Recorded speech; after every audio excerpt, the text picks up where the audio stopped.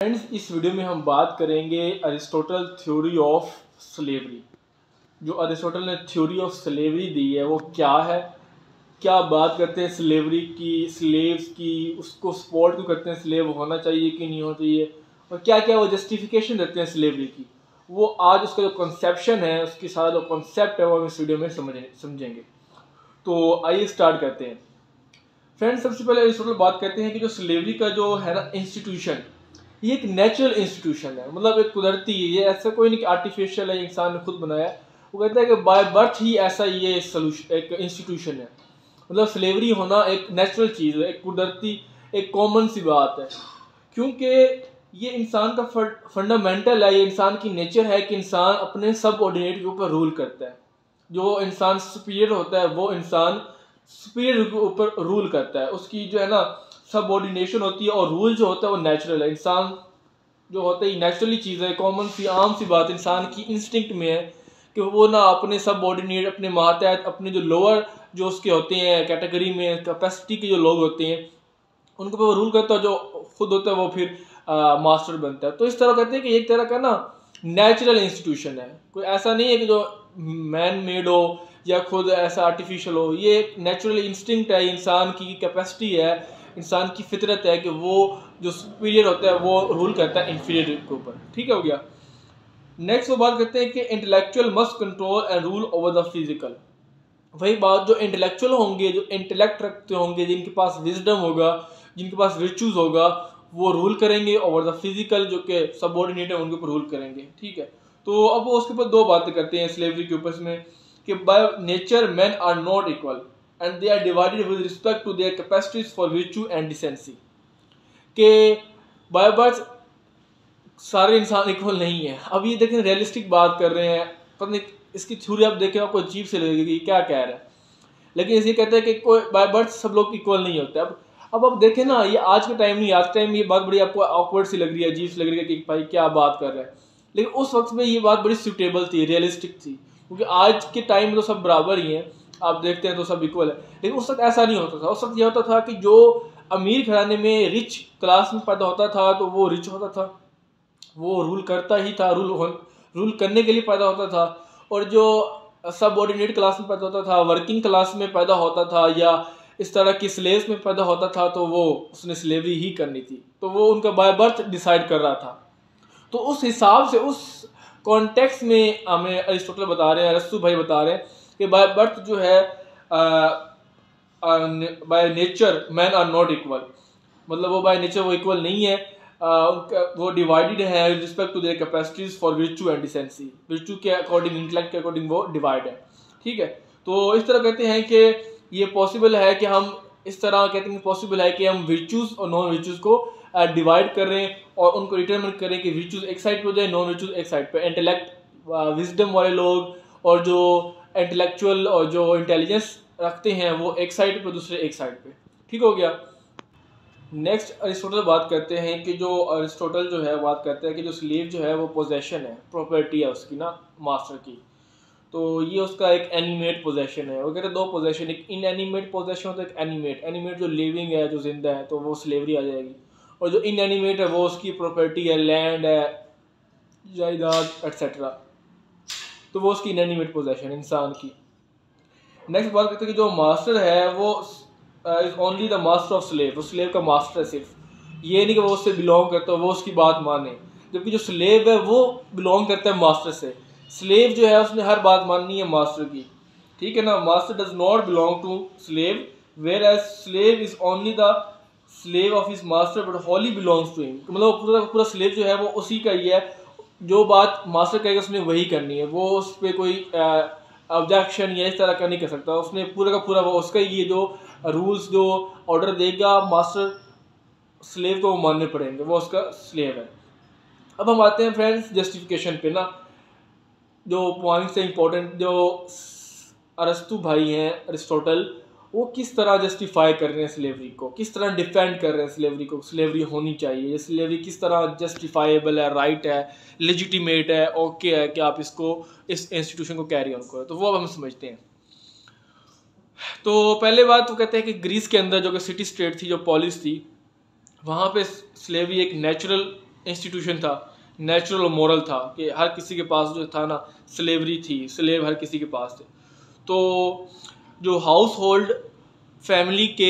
Hold के घर के जो डोमेस्टिक ड्यूटीज़ होती हैं उनको परफॉर्म करने के लिए स्लेव को होना ज़रूरी था। स्लेव को होना इंडिस्पेंसिबल था, इनएविटेबल था, मतलब कंपलसरी था, क्योंकि स्लेव्स होंगे तो ही वो परफॉर्म करेंगे घर की ड्यूटीज़ को, हाउस होल्ड डोमेस्टिक, मतलब सफाई कर दी या सेटिंग कर दी, काम शाम कर दिए, घर के जो काम शाम होते हैं, तो इस तरह करके वो करना ज़रूरी था। मतलब डोमेस्टिक ड्यूटीज़ जो थे वो लोग इंडिविजुअल खुद परफॉर्म नहीं करते थे, उनके लिए स्लेव्स थे।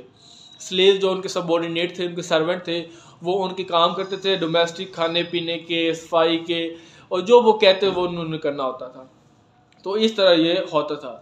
और एंशियंट टाइम में उस वक्त में अब देखें तो ये जो स्लेवरी का रखना, स्लेव्स का होना, ये फैमिली का पार्ट होता था। मतलब हर फैमिली के पास स्लेव्स होते थे, इतना ये कॉमन था, आम था, या इतना ये कंपलसरी था उस टाइम कि हर जो थी ना फैमिली उसके पास स्लेव्स होते थे, उनके पास स्लेव फैमिली का पार्ट कंसिडर किया जाता था। अगर स्लेव्स ना हो तो फैमिली कंप्लीट नहीं होती थी, क्योंकि फैमिली के जो सारे काम हैं, जो सारे वर्किंग है, वो सारी की जो फंक्शन है, डोमेस्टिक ड्यूटीज़ हैं, जो रिस्पॉन्सिबिलिटीज़ हैं, वो सारी की सारी स्लेव नहीं करनी होती थी। ठीक हो गया। नेक्स्ट जस्टिफिकेशन बताते हैं अरिस्टोटल के, जो स्लेव होते हैं ना,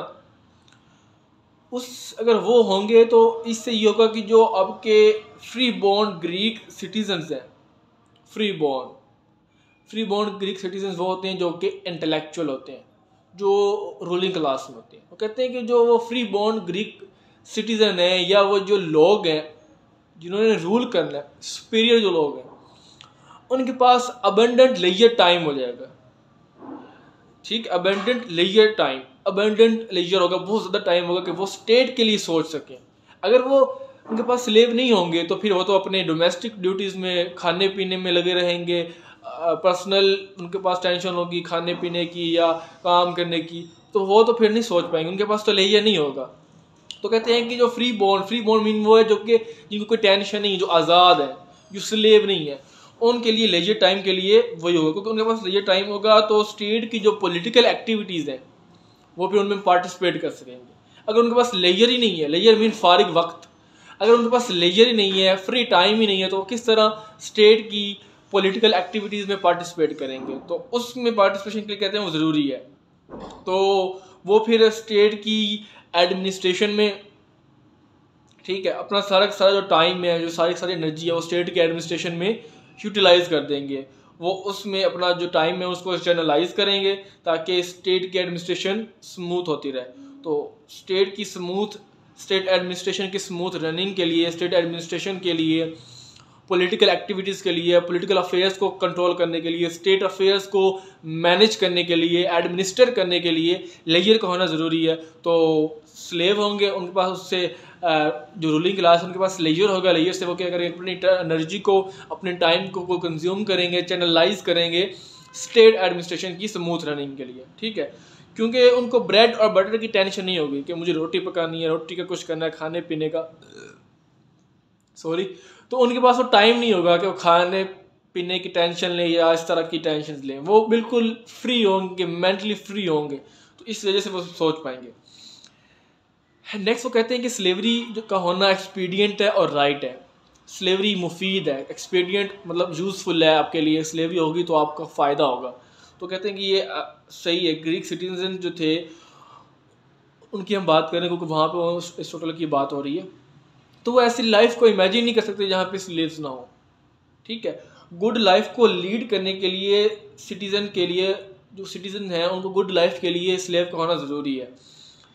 बगैर स्लेव्स के इस तरह है कि आप म्यूज़िक की एक्सपेक्टेशन कर रहे हैं कि बगैर इंस्ट्रूमेंट के, जिस तरह इंस्ट्रूमेंट का होना ज़रूरी है म्यूज़िक, अच्छे म्यूज़िक के लिए या म्यूज़िक स्टार्ट करने के लिए, तो उसी तरह गुड लाइफ के लिए, वर्किंग के लिए, डेवलपमेंट के लिए स्लेव्स का होना ज़रूरी है। तो ये इंडिस्पेंसिबल है, इंडिस्पेंसिबल मीन इनएविटेबल है, कंपल्सरी है।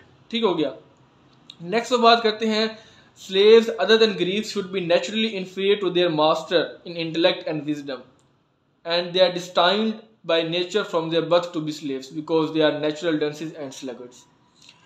कि वो बात कर रहा है कि जो स्लेव्स हैं, ग्रीक्स में बात कर रहे हैं, वो नेचुरली तौर पर इन्फीरियर है, मतलब बाय बर्थ ही वो इन्फीरियर है, इननेट बाय डिफ़ॉल्ट पैदा होते ही वो ना अपने मास्टर से इन्फीरियर है, मास्टर उनके सुपीरियर है, वो इन्फीरियर है। मीन्स उनके पास इंटेलेक्ट नहीं है, उनके पास स्लेव्स के पास विजडम नहीं है, और स्लेव्स की ये डेस्टिनी है, दे आर डिस्टाइंड, उनका ये मुकद्दर है, उनका ये फेट है, उनकी ये तकदीर है कि उन्होंने स्लेव ही रहना है, और उन्होंने क्या करना है बाय नेचर, उनकी बाय बर्थ ये है कि वो स्लेव ही रहे। ठीक है, from their birth by nature they are to be they are destined to be slaves, वो स्लेव रहेंगे, वो काम करेंगे अपने मास्टर्स के लिए, क्योंकि वो डंसिस हैं और स्लगर्स हैं। डंसिस मीन स्टूपिड हैं वो, अरिस्टोटल कहते हैं, और स्लगर्स हैं मीन स्लगिश हैं वो, स्लगिश मीन सुस्त हैं, लेजी हैं। तो बाय बर्थ वो कहते हैं कि बाय डिफ़ॉल्ट ही वो डंसिस, स्टूपिड, बेवकूफ़ और स्लगर्स, स्लगिश है। ठीक है, ये उसकी बात करते हैं। नेक्स्ट पॉइंट वो कहते हैं, जस्टिफाई करते हैं कि जो फ्री बॉर्न पीपल हैं, ठीक है, जो फ्री बॉर्न जो कि सिटीजन हैं, जिनके पास प्रॉपर्टी है, जिनके पास स्लेव्स हैं, उनकी बात हो रहा है। वो जो सिटीजन है बाय बर्थ ही उनके पास कहते हैं कि हेट्रेड है मैनुअल लेबर के लिए, मींस वो मैनुअल लेबर नहीं कर सकते, वो नफरत करते हैं मैनुअल लेबर से। जो स्लेव्स मैनुअल लेबर कर रहे हैं, वर्किंग कर रहे हैं, लेबरिंग कर रहे हैं, ये लोग वो नहीं कर सकते, जो सिटीजन्स हैं या जो मास्टर हैं ये नहीं कर सकते। तो कहते हैं कि फ्री बॉर्न जो पीपल हैं ये इनबॉर्न तौर पर ही हैड इन नेट तौर पर ये मैनुअल लेबर नहीं करते। जो मैनुअल वर्क है वो ये लोग नहीं कर सकते क्योंकि वो सुपीरियर है। ठीक है, तो वो सब्जेक्ट्स जो हैं उनके ऊपर वो सुपीरियर है, जो इन्फीरियर सब्जेक्ट्स हैं ये उनके काम नहीं कर सकते। ये इन्फीरियर सब्जेक्ट जो हैं स्लेव्स हैं, उन्होंने काम ही करने। तो ये बाय बर्थ की बात करते हैं, बाय नेचर ही वो ऐसे ही हैं। नेक्स्ट बात करते हैं स्लेवरी इज़ गुड। ठीक है, मतलब जो, क्योंकि अरिस्टोटल कहते हैं अगर ये मैनुअल काम करेंगे, आपके जो मास्टर है अगर ये मैनुअल लेबर करेंगे, काम करेंगे, तो इससे वो वीक हो जाएंगे, डल हो जाएंगे, मोनोटनस जो एक काम करते रहेंगे रेपिटेटिव तौर पर, तो इससे ये होगा कि वो डल हो जाएंगे, वीक हो जाएंगे, और उनके पास टाइम नहीं होगा, उनके पास एनर्जी नहीं होगी, क्योंकि वो सारी एनर्जी उधर कंज्यूम होगी है लेबर में। तो अगर वो ये लेबर वाला काम करेंगे तो उनके पास टाइम नहीं होगा, उनके पास एनर्जी नहीं होगी कि वो पब्लिक फंक्शंस को परफॉर्म कर सकें, पब्लिक फंक्शंस की एडमिनिस्ट्रेशन कर सकें, पॉलिटिकल इंटेलिजेंस में अपना पार्टिसिपेट कर सकें, पॉलिटिकल अफेयर्स में, स्टेट के अफेयर्स में, पॉलिटिकल एक्टिविटी में अपना बेस्ट दे सकें। तो वो कहते हैं कि मैनुअल लेबर वो नहीं करेंगे, क्योंकि वो करेंगे तो वो दूसरी साइड हमारी गैप रह जाएगी, वो इनकम्प्लीट रह जाएगी।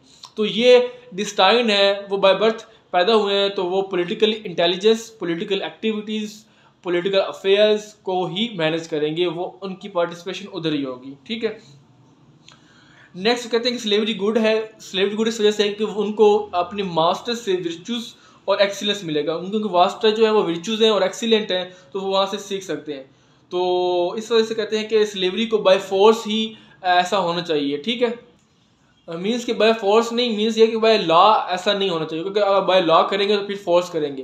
तो कह रहे हैं उनके लिए अच्छा है, मॉरली तौर पे उनको भी अच्छा है, ये स्लेव्स के भी फ़ायदे में है, स्लेव्स की साइड में भी ये बेनिफिट है कि उनको अपने मास्टर्स से कुछ सीखने को मिलेगा, या उनके मास्टर्स सुपीरियर है, इंटेलेक्ट है, उनके मास्टर्स के पास वो क्या कहते हैं विर्चूज़ है जिसकी वो बात करते हैं, और उन मास्टर्स के पास एक्सीलेंस है, तो ये अच्छा है। वो कहते हैं वो अप्रूव करते हैं बाय लॉ, वो ऐसा नहीं कहते कि बाय लॉ होना चाहिए या इस तरह बाय फोर्स होना चाहिए। ठीक है, तो इसकी बात करते हैं।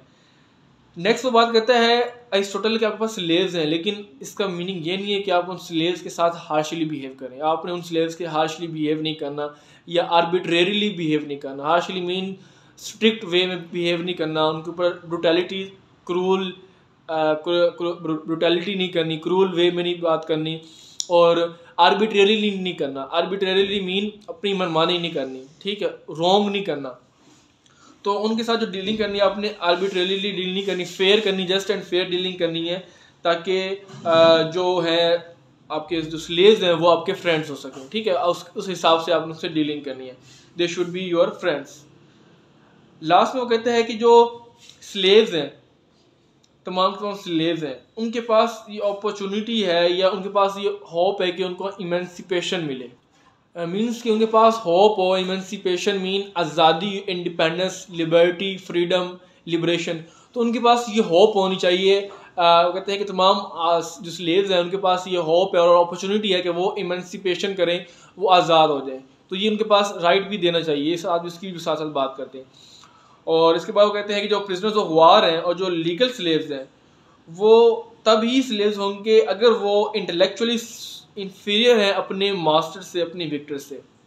मतलब एक तो वो स्लेव्स थे जो बाय बर्थ स्लेव्स थे, वो तो उन्होंने बात बता दी। नेक्स्ट बताते हैं कि जो स्लेव्स प्रिजनर्स ऑफ वार हैं, जो वार के प्रिजनर्स हैं, मतलब कैदी हैं, जंग में वो उनको प्रिजन कर लिया गया है, और वो जो लीगल स्लेव्स हैं वो कहते हैं कि इनको लीगल स्लेव्स कहते हैं जो वार के थ्रू आते हैं। तो वो कहते हैं इनको तभी आप स्लेव्स बनाएं अगर ये इंफीरियर है अपने विक्टर से, अगर इंटेलेक्चुअली ये इंफीरियर है इंटेलेक्चुअल वाइज, इंटेलेक्ट वाइज, तो ही इनको आप इंफीरियर तो ही आपको इनको स्लेव्स बनाए। अगर ये इंफीरियर नहीं है इंटेलेक्ट में तो आप इनको स्लेव्स नहीं बना सकते।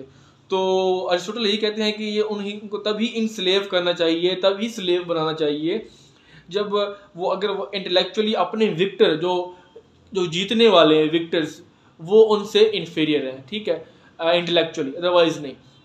तो फ्रेंड्स ये था स्लेवरी की थ्योरी जो कि अरिस्टोटल ने दी है, उसका कॉन्सेप्ट किस तरह वो कहते हैं कि स्लेव को होना चाहिए, किस तरह वो बेनिफिट है इकोनॉमी में, बाकी सारे अफेयर्स में, ताकि पॉलिटिकल एडमिनिस्ट्रेशन और स्टेट अफेयर्स अच्छे से हो।